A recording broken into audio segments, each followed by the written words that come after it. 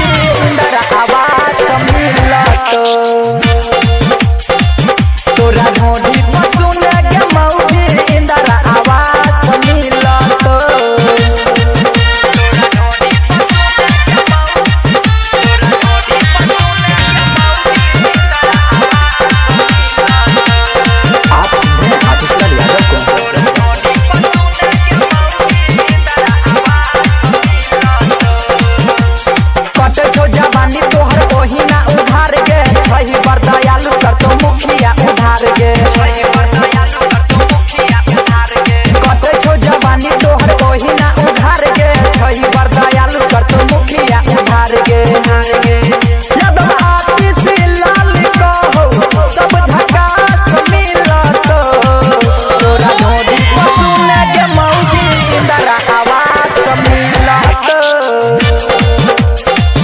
तोरा ढोडी सुने के मौगी इंदरा आवाज मिलत।